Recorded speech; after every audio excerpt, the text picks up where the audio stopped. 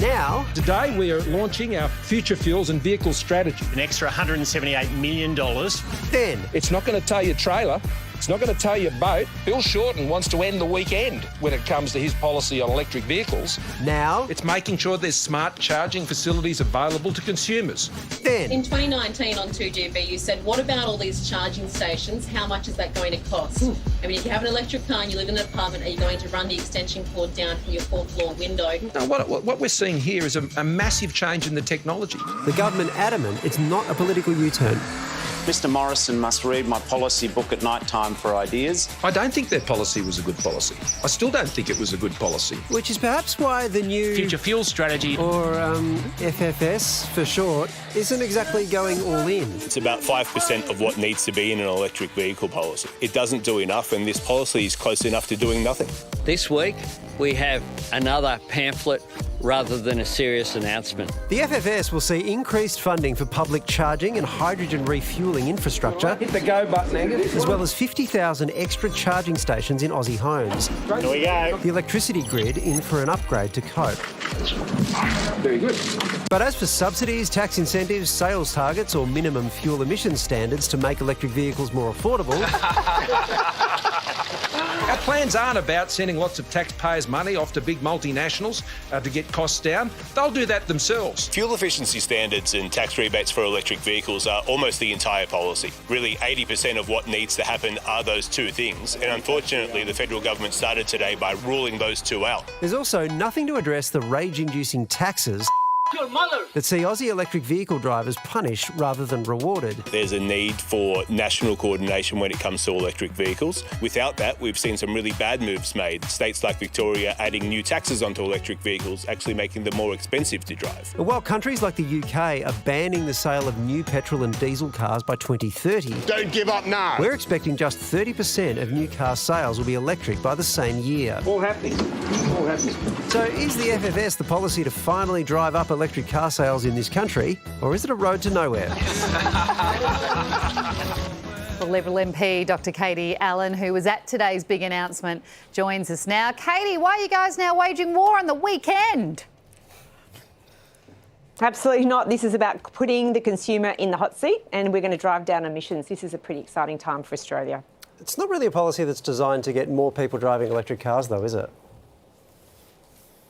It is actually, because we know, I've surveyed them here in Higgins, people want to make sure they don't have range anxiety. The technology's improved over the last few years, but also we need to make sure that the charging stations are there, smart charging for houses, public charging. We also need to look at different fuels for long range and for heavy vehicles as well. So there's a lot in there, including making sure we don't crash the grid. So there's a lot of stuff that needs to happen to make sure that people can get into the EVs that they want to get into. So range anxiety, I think you called it. That seems to be the only thing you're addressing. Electric cars are still going to be more expensive than the non-electric option at the same sort of range. So you say you want to give people choice, you want to facilitate choice, but it seems to be it's only a choice if you can afford it. Well, there's absolutely no doubt that there's a lot of different EVs that are on the market overseas, and I'd like to see some of the low-cost EVs brought to Australia. So I do believe that the minimum emissions standards are a very important next step. And we heard today from the Minister at the press conference that he is doing a review at the moment and looking at that actual issue. Oh, sorry, so can I just be clear? So we can expect that. We can expect that the government will introduce those minimum emission standards. I assume you're not going to do rebates because you seem reviewing not to them like as them. He's reviewing those issues at this point in time. He said that in the press conference, and I welcome the review of those policies to have a look at that, because I do believe people want to make sure that they can drive their EVs where they can drive them. So they do worry about range anxiety. They do worry about charging infrastructure, particularly in inner city seats like in Higgins, but across the country. And we are looking at making sure there are enough charging stations in appropriate places across the country, not just in inner city places. And you're right, we need to make sure there are low-cost options that are available. So there's been a lot of work being done by the government looking at the sulphur content of different fuels, and that work needs to be done, has been done. And the Minister flagged this morning that he's looking at emission standards, because that will be an important next step, in my personal view, for the government. I'm a voice to government. I'm not in government. I'm not the minister. But he said that this morning, and I welcome those comments that he made, that he's reviewing and looking at those aspects, because I hear from Australians they want to have the low-cost options that are available overseas. Of course, we don't manufacture EVs here in Australia, so we will be getting vehicles from overseas, and the emissions standards are an important aspect of that to make sure Australians can get access to those low-emission vehicles that are a low cost from overseas as well. Now, EVs are just 2% of new car sales here in Australia. We're expecting that to rise to 30% by 2030. But at the same year, the UK are banning all new petrol and diesel cars. I've been very lucky. I've been overseas the last 18 months. They are everywhere, EVs, but they are not on the roads here. Why would a car maker send their electric cars to Australia when other markets are way more lucrative?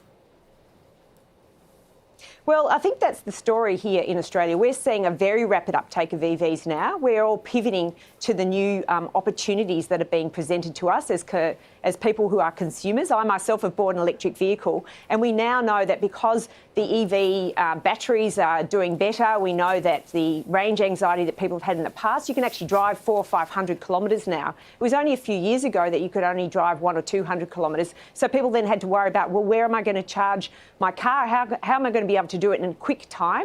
Because batteries, have changed, but also the way that we charge EVs is changing quite rapidly. So there's a lot more smart technology that's coming online. Consumers understand that, and they know that they can now get around town. There's lots of charging stations that are being privately supplied. We're going to help boost that with government funding to make sure that it's accessible for as many people as possible. We want to make sure that as many Australians can get into EVs, and we also want to make sure that there are other new future fuels available, such as hydrogen, which is an incredibly exciting opportunity for Australia. All right, Katie, we'll have to leave it there. Thank you so much for your time tonight.